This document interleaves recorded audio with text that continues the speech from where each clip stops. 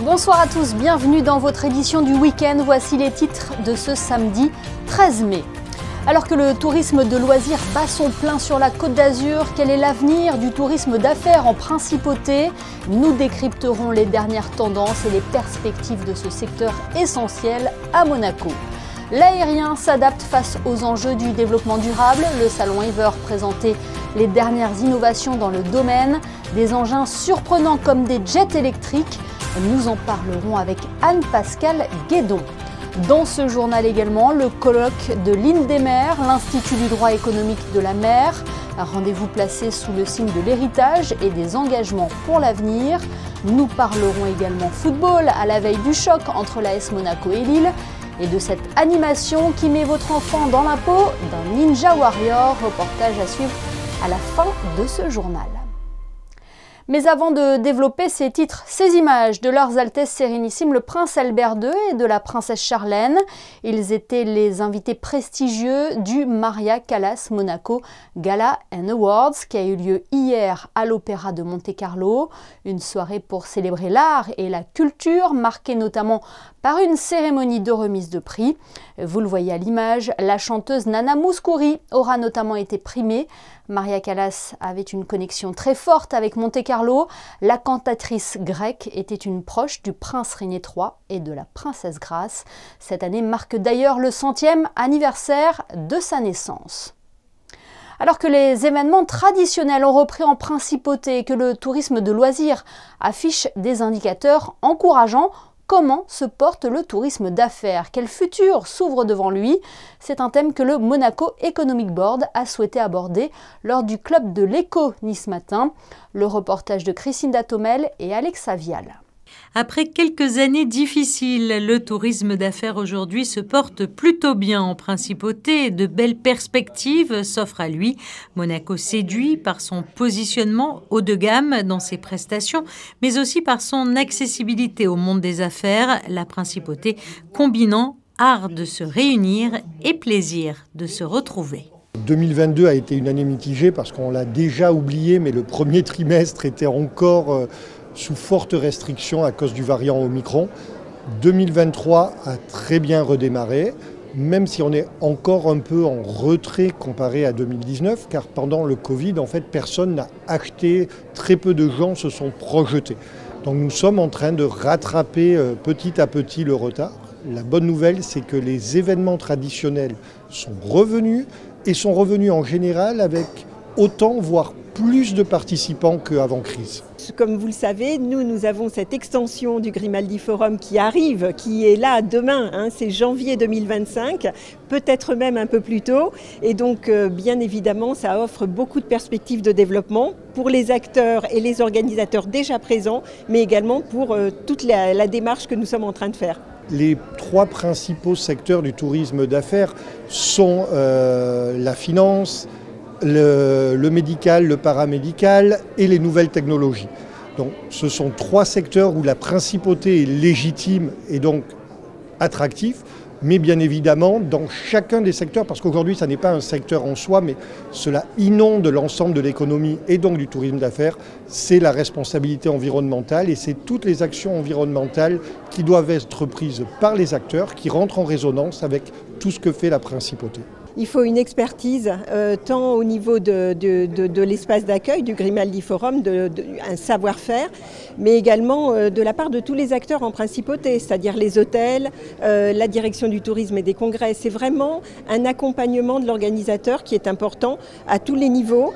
Et puis ensuite, c'est de pouvoir fédérer tous ensemble, quand un congrès important arrive, toutes ces forces justement autour d'un organisateur qu'il ait une espèce de sérénité. Et je crois que vraiment, c'est ce qu'apprécient chez nous tous les acteurs du tourisme d'affaires, c'est de pouvoir se reposer complètement sur la destination.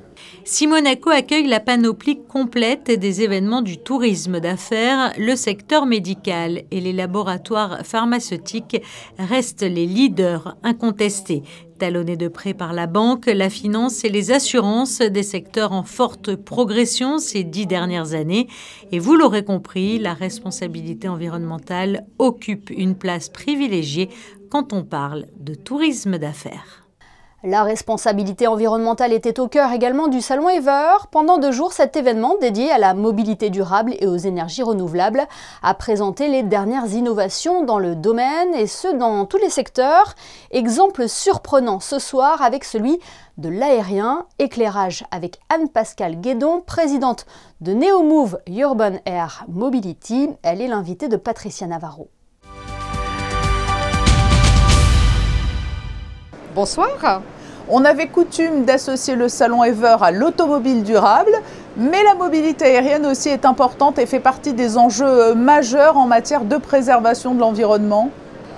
Absolument. La mobilité aérienne durable aujourd'hui est un enjeu majeur. Plus de 16 milliards ont été investis depuis 2012, à la fois sur la mobilité aérienne propre, électrique et aussi très importante, beaucoup plus silencieuse que la mobilité aérienne classique. Mais aujourd'hui, ce sont les constructeurs aéronautiques qui sont pleinement impliqués dans cet élan ou les constructeurs automobiles qui planchent sur des voitures volantes ou autres ? C'est une combinaison des deux, c'est une très bonne question. Ce sont à la fois évidemment les constructeurs traditionnels, aéronautiques qui ont développé de nouveaux modèles électriques et silencieux, mais également l'industrie automobile qui a décidé de mettre à disposition toutes ses capacités d'industrialisation sur la partie aéronautique pour pouvoir notamment proposer des solutions électriques à base de batteries qui sont utilisées aussi pour les voitures. Il y a la mobilité aérienne à inventer, mais il y a aussi surtout l'aérien actuel. Est-ce que l'on a chiffré l'impact en termes de pollution justement de ce secteur ? En termes de réduction de pollution, on peut avancer déjà des chiffres de l'ordre de 25% de réduction de CO2 grâce à une nouvelle propulsion électrique ou hybride ou à hydrogène, puisque ce sont aussi des nouvelles mobilités. Aujourd'hui, l'aviation aérienne classique est également évidemment en pleine révolution de réduction de CO2 grâce au développement de ce qu'on appelle les SAFT, Sustainable Aviation Fuels. Oui, donc ce sont des efforts qui peuvent s'avérer payants et être significatifs en termes de résultats. Lorsque l'on parle d'aérien, il y a aussi bien sûr les hélicoptères. Et Monaco est directement concerné. Vers quoi s'oriente-t-on en matière de durabilité dans ce secteur ? Alors vous avez tout à fait raison, Monaco est très attractif pour les hélicoptères puisqu'il y a à la fois le charter et les lignes régulières.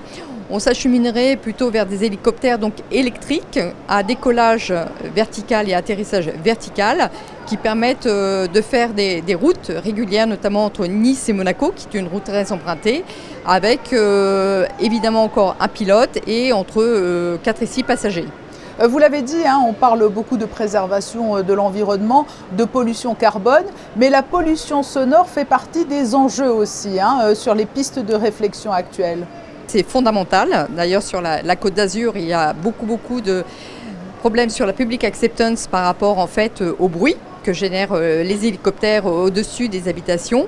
Et c'est un des vecteurs très importants, fondamentaux sur la recherche sur les hélicoptères électriques à décollage et à atterrissage vertical pour la réduction du bruit. Et plus généralement sur l'aérien durable, quelles sont les innovations attendues dans les mois et les années qui viennent et les espoirs ? Il y a plus de 700 projets aujourd'hui, donc il y a énormément d'espoirs qui sont présents, qui sont nourris, et énormément aussi d'argent qui sont investis dans tous ces projets, comme je vous l'ai dit précédemment. Et on a en fait la possibilité aujourd'hui d'avoir à la fois des hélicoptères donc électriques, des avions électriques ou hybrides ou à hydrogène, ou un mix des deux. De ce qu'on appelle des eCTOL qui sont à la fois à décollage vertical et aussi qui sont après propulsés en horizontal. Et aujourd'hui, quelles sont les principales difficultés, les obstacles peut-être rencontrés qui freinent les choses, s'il y en a ? Les batteries, tout ce qui est recharge électrique, parce que contrairement à la deuxième dimension du monde de l'automobile, on est en troisième dimension et l'ennemi est le poids. Donc avec ces nouvelles contraintes de décollage vertical qui permettent de gagner aussi beaucoup d'espace, il y a aussi la forte contrainte de la batterie et de la recharge. Mais aujourd'hui, en conclusion, lorsque l'on parle de cette thématique, ce n'est plus de la science-fiction. On peut imaginer la mise en circulation de ce type d'aéronef à quel horizon ? Les premiers aéronefs à être certifiés sont prévus en 2024. notamment au moment des Jeux Olympiques 2024 en France.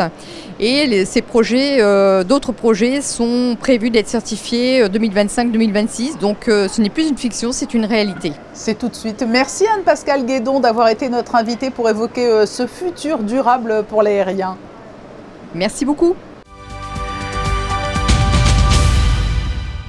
Retour à présent sur le colloque international de l'INDEMER, l'Institut du droit économique de la mer. Il rappelait cette année l'obligation des États de protéger et préserver le milieu marin et était placé sous le signe du 40e anniversaire de la Convention des Nations Unies sur le droit de la mer. Plus de détails dans ce reportage de Fabien Bonilla et Lionel Bernardi. L'obligation des États de protéger le milieu marin. Voici l'objectif du colloque qui vient d'être organisé par l'Institut du droit économique de la mer. Cet événement a réuni scientifiques et spécialistes. Un colloque de l'INDEMER qui tombe 40 ans après que les Nations Unies aient adopté la Convention sur le droit de la mer. 40 ans plus tard, l'enthousiasme est tombé. Les participants à la conférence des Nations Unies de Lisbonne de 2022 ont admis un échec collectif dans le domaine des océans. La dégradation du milieu marin dans son ensemble et la perte inquiétante de la biodiversité marine occupent désormais les esprits. Ce qu'on pouvait fonder comme espoir dans la mise en œuvre de la Convention ne s'est pas vraiment réalisé. Mais d'un autre côté, ces dispositions de la Convention relative à la protection du milieu marin ont acquis aujourd'hui une importance qu'elles n'avaient pas forcément il y a 40 ans. Nous avons tous une responsabilité sociétale, bien sûr. Nous sommes tous partie prenante pour l'intérêt des générations futures, mais les États ont des obligations d'ordre juridique et nous attendons qu'ils soient mis en œuvre. L'INDEMER a tenu son colloque international à l'hôtel Hermitage. Cet institut a été créé en 1985 par le prince Régnier III dans l'élan suscité par l'adoption de la Convention des Nations Unies sur le droit de la mer. L'INDEMER place Monaco au cœur de la réflexion pour traiter les problématiques d'ordre juridique, économique, social et environnemental soulevées par les utilisations des espaces maritimes et du milieu marin. L'idée générale donc est de valoriser une approche interdisciplinaire et j'espère bien que nous allons poursuivre dans cette voie et que ce colloque aura été une forme d'initiation d'un rapprochement qui n'est pas orienté simplement vers l'échange de nos savoirs, mais surtout vers l'action, parce que ce qui prime aujourd'hui, c'est de se mettre d'accord sur un objectif concret. Sauver le monde, n'est-ce pas? Ça n'est pas une formule en l'air, c'est véritablement une nécessité impérieuse. L'union fait la force et l'union dans l'action, c'est ce que nous voulons. Durant 2 jours, de nombreuses séances de travail se sont enchaînées sur des thèmes tels que les accords sur la biodiversité en haute mer, les changements climatiques ou encore le rôle de l'expertise scientifique dans la gouvernance du milieu marin. Voilà pour ce rendez-vous placé sous le signe de l'héritage et des engagements pour l'avenir. Ouvrons une page sport à présent. En basket, 48 heures après sa qualification historique pour le Final Four d'Euroleague, la Roca Team s'est inclinée hier en championnat face au Mans, 101-95. Un match dans un contexte particulier, sans enjeu, qui aura permis de faire tourner l'effectif monégasque avant les prochaines échéances. En football, l'AS Monaco reçoit Lille ce dimanche au Stade Louis II, un concurrent direct pour les places européennes.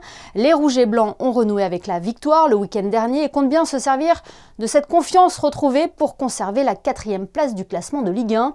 On écoute des extraits de la conférence de presse d'avant-match. It's an important match.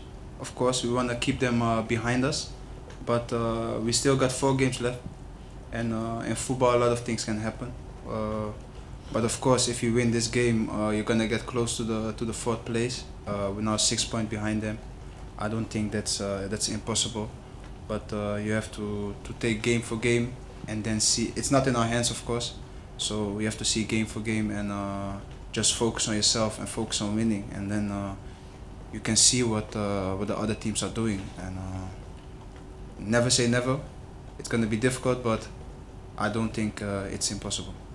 Nous avons abordé cette rencontre comme une finale, avec toute la détermination, toute la motivation et beaucoup de travail cette semaine. Et les joueurs ils ont beaucoup d'envie de jouer ce match, qui est très important, naturellement. Et encore plus pour Lille que pour nous. Nous avons au moins un joker. Mais nous voulons jouer ce match pour gagner ce match. C'est vraiment clair. L'objectif est clairement affiché par l'entraîneur monégasque, le choc pour l'Europe, Monaco-Lille. C'est ce dimanche à 17h05 au Stade Louis II. Le reportage qui va suivre va sûrement vous rappeler une émission à succès. La mairie de Monaco proposait aux enfants ce samedi de réveiller le héros qui est en eux avec 2 parcours sportifs. Vanessa Dessy et Hugo Comassa se sont rendus sur place pour en savoir plus. Inspirée du modèle de la célèbre émission Ninja Warrior sur TF1, la Ninja Box proposait des parcours ludiques et sportifs. 2 structures constituées d'obstacles étaient adaptées à 2 catégories d'âge. Un parcours pour les enfants de 3 à 8 ans et un autre à destination des jeunes de 9 à 14 ans. C'était une idée du mandat précédent de pouvoir réaliser cette offre un peu différente en principauté qui n'était jamais venue et qui était à la fois sympa dans le développement des enfants, puisque c'est réfléchi pour eux, et aussi séquencé en fonction des âges. La mairie de Monaco essaie toujours de proposer des choses différentes pour les petits, pour les ados, pour notre jeunesse. Et du coup, voilà, parmi toutes les idées qu'on a eues l'année dernière, on voulait absolument avoir un élément sportif et c'est comme ça qu'est née l'idée de la Ninja Box. Morangelic, vainqueur de l'émission Ninja Warrior, a réalisé 2 prestations lors de cette journée, l'occasion d'aller à la rencontre des jeunes enfants. J'ai gagné la saison 5 de Ninja Warrior, j'ai aussi gagné la saison 7. J'ai tourné la saison 8 et je suis pour le moment la meilleure femme française. C'est un peu du partage de ma passion, faire un petit peu développer aussi le ninja et souvent ça plaît beaucoup aux enfants donc je trouve ça hyper... c'est vraiment cool pour le ninja en fait, ça aide à ce qu'il se démocratise un peu plus, on en parle beaucoup plus. Les enfants ils veulent tout le temps relever des défis et là on leur met une échelle, faut aller au bout et ils se donnent à fond. Et oui, Ninja Box aura permis aux tout petits de relever des défis, mais surtout de se dépasser sur un véritable parcours de héros. Et prochaine animation à sensation proposée par la mairie de Monaco et toujours à destination des enfants, la Splash Party le mercredi 7 juin au stade nautique Régnier 3. Toujours dans l'optique de faire vivre les marchés de la principauté, une soirée disco était proposée hier à la Condamine. Boules à facettes et couleurs flashy avaient métamorphosé les halles le temps d'une soirée ambiancée par un DJ. Un mot également sur cette vente caritative organisée par la boutique Lanvin au profit de Monaco Disease Power. Les fonds récoltés vont permettre de soutenir les actions de cette association qui œuvre auprès des enfants ou adultes souffrant de handicaps mentaux ou physiques ou de maladies mentales. Passons à vos prévisions météo. Bonsoir Christine Datomel, quelle est la tendance pour la journée de demain ? Bonsoir Émilie, bonsoir à tous. Dimanche, le ciel sera nuageux le matin et il se gâtera durant l'après-midi. Au programme, des orages et des averses. Le climat sera frais, des températures comprises entre 11 et 16 degrés. Le soleil se lèvera à 6h04 et se couchera à 20h48. Demain, nous fêterons les Mathias. Merci Christina et merci à vous de nous être fidèles chaque soir sur Monaco Info, y compris le week-end. On se quitte avec les photos de Stéphane Dana qui est allé se mesurer à la Ninja Box, un parcours inspiré de la célèbre émission de TF1. Excellente soirée à tous et à demain, 20h pour le best-of de la semaine.